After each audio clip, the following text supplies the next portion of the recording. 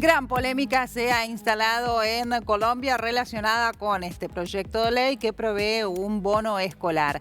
Por tal motivo, en el día de hoy, la Federación de Trabajadores de la Educación ha convocado a un paro de 24 horas porque ya ha sido aprobado en el primer debate. Pero ahora bien, vamos a hablar en detalle de este proyecto de bono escolar porque también hay un candidato en Argentina, por ejemplo, que propone algo similar y es en realidad una metodología que ya se ha implementado en distintos países. Pero, ¿cuáles son sus detalles? ¿Cuáles podrían llegar a ser sus consecuencias? ¿Cómo funciona y por qué también hay detractores a este proyecto de ley? Bueno, vamos a conversar de eso con Miguel Ángel Pardo Romero, integrante del Comité Ejecutivo Nacional de la Federación Colombiana de Trabajadores de la Educación. Miguel Ángel, muy buenos días. Agostina Sciori te saluda en vivo desde Argentina.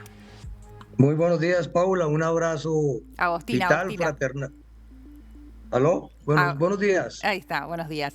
Bien, Buenos días. Sí, sé que hoy un saludo vital, fraternal y periódico a todo el pueblo argentino y a la comunidad educativa y académica en especial. Gracias. Bueno, sé que hoy llevan adelante entonces un paro de 24 horas, principalmente por este proyecto que avanza. ¿En qué consiste puntualmente? ¿Qué son los bonos escolares? ¿Cómo cambiaría la educación en caso de aprobarse? Bueno, la iniciativa es hecha por la bancada de la extrema derecha en Colombia. Y se trata prácticamente en su proyecto de ley de poderse abalanzar y tener a disposición por parte de politiqueros y sectores de algunos colegios privados todo el presupuesto público de la educación anualmente. Actualmente existe en la legislación colombiana conquistada por el paro que no se le pueden entregar recursos públicos de la educación a los sectores privados, salvo que el Estado no pueda atender la necesidad o el derecho en algunas regiones muy apartadas del territorio nacional. Pues ahora lo que se insiste es quitar ese obstáculo, ese dique. Lo intentaron la legislación anterior, la movilización social que hubo en Colombia logró archivar ese proyecto y hoy nuevamente en ese proyecto de ley lo que se dice es que hay que reformar ese artículo que quedó en el 2001 y al reformar el artículo ya no quedaría ninguna limitante, sino que todo el presupuesto público quedaría pues a disposición de los sectores particulares, de operarios privados y por supuesto de politiqueros. ¿Cuál es el efecto práctico de eso? Ya ocurrió en Bogotá en la década, en los primeros años de este siglo, y nosotros en los gobiernos alternativos lo logramos echar para atrás, Sí. en la cual varios sectores politiqueros, sectores de colegios privados se amangualaban, como decimos aquí en Colombia, se asociaban, y entonces sobre esa base unos estudiantes con recursos públicos iban a colegios privados de mediana categoría y a cambio de eso, pues presionar a las familias para votar en las siguientes elecciones y así perpetuamente. El Ahora, Miguel presupuesto Ángel, público. en términos prácticos, es decir, el Estado tiene determinado presupuesto para la educación. Ese presupuesto con este proyecto de ley se dividiría en realidad en bonos escolares que recibiría cada familia y quedará a decisión de cada uno de los padres, de cada uno de los padres de los niños, ver a qué colegio lo mandan. Pueden elegir uno público o uno privado, pero ¿cómo se establece esta distribución, por ejemplo, del dinero?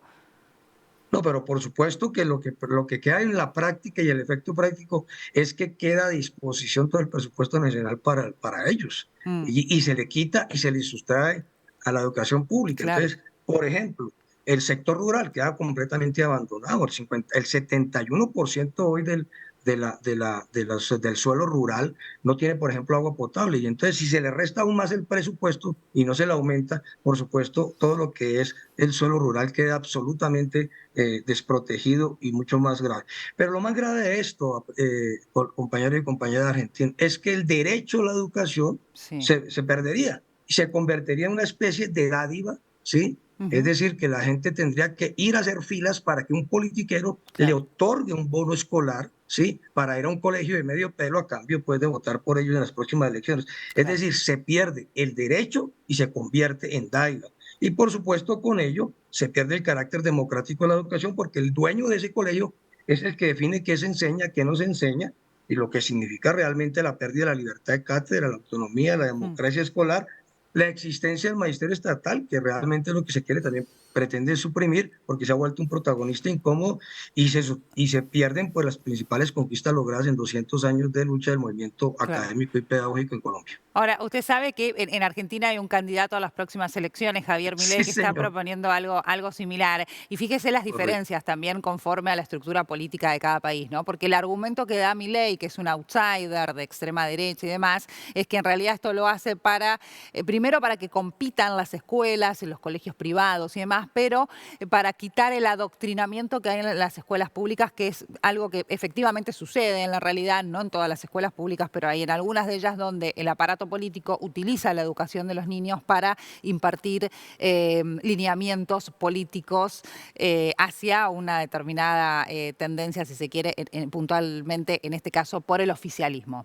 Pues Entonces, este candidato lo plantea, si se quiere, de esa manera, ¿no? Y usted está sí, planteando justamente lo contrario. Dicen, en realidad en el colegio privado es una decisión del dueño de ese colegio cuáles son los contenidos y la línea, si se quiere, que imparte a sus alumnos, ¿no? con un agravante que usted preguntaba ahorita, ¿cuál es el criterio de selección Sí, para los colegios, para los bonos? Y miren que hay dos criterios muy interesantes. a ver. Uno, que tenga un fuerte componente de enseñanza religiosa. Ese Ajá, es uno de los criterios, o sea, contrario al carácter laico de la educación. El claro. reto, ahí sí estamos hablando de la propuesta de bonos escolares va ligada al adoctrinamiento. Aquí estamos, por supuesto, con la libertad de cultos, pero el carácter de la educación es laica. Y el otro criterio es lo que no dice, porque no habla de que debe tener una infraestructura adecuada. Luego, los bonos escolares irían a los colegios, perdónenme la expresión colombiana, de medio pelo, Ujú, es decir, bastante quedaditos, más bajos en infraestructura que los colegios públicos. Y en segundo lugar, ya ocurrió en Bogotá en periodos pasados, donde en esos colegios ni siquiera se contrataban a los maestros licenciados, graduados pues en las universidades, sino a los estudiantes de últimos semestres, porque pues le salía mucho más barato al dueño del colegio privado. Y en ese orden de ideas, pues se trata simple y llanamente, es de destruir el sistema educativo público y que sean los particulares con el presupuesto público los que determinen el rumbo académico de las instituciones, lo que se enseña, lo que no se enseña, y está claro que es la intención de llegar al siglo XVII.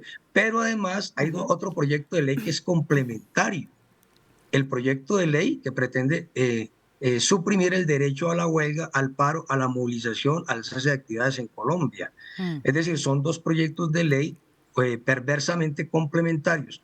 Uno que quita el derecho a la educación y lo vuelve dádiva, ¿sí? sí. Limosna, y el otro que pretende quitar el instrumento para defender la educación pública y el presupuesto público, que es lo que se quieren, perdónenme la expresión, engullir. Claro, claro. No me queda claro si, digamos, el proyecto contempla ya en esta instancia cómo se va a distribuir ese dinero. Es decir, quién determina o cómo se determina qué cantidad de dinero va a recibir cada padre. No hay límite, esa es la preocupación. Es Pero decir, es no, cada igual padre, para no, perdón, todos. perdón un momentico, me explico. No Sí, hay límite en cuanto a, se reglamentaría cuánto iría para cada padre de familia, sí, o para cada familia, pero no hay límite en cuanto a cuánto del presupuesto de público se asumiría por parte del sector de estos operarios privados, donde por supuesto están las confesiones religiosas e incluso más grave aún, claro. instituciones que nada tienen que ver con la educación. Es decir, que se relevaría. Aquí, por ejemplo, hay unas cajas que se llaman las cajas de compensación, que son creadas para temas de bienestar de los trabajadores y se sostienen con aportes de los trabajadores, pero que han ido asumiendo colegios con recursos del Estado, pero con administración gerencial. Y entonces nosotros decimos, se está relevando la escuela que fue creada con una función específica por y lo están asumiendo en la educación, unas instituciones que la sociedad creó fue para resolver el tema de los supermercados o el tema de la recreación y no el tema de la formación. Entonces, hay una intención, además de económica, una intención claramente ideológica de que el sistema público sea disuelto, Ujú, prácticamente disuelto, y que los particulares sean los que digan lo que se enseña o no se enseña, ya sean confesiones religiosas, ya sean cajas de compensación, ya sean empresas, y por supuesto todos entendemos que esto es una supresión en la práctica de la libertad de cátedra, una de las conquistas más importantes de la academia, y todo lo que tiene que ver con el tema de poder enseñar lo más avanzado del conocimiento sin que eso cause sanciones Claro. o destituciones como ocurría en antaño. Miguel, muchas gracias por este contacto con nosotros. Ha sido muy amable. No, ustedes, muchas gracias y aquí a disposición siempre y hoy saldremos pues a las calles. Hasta luego.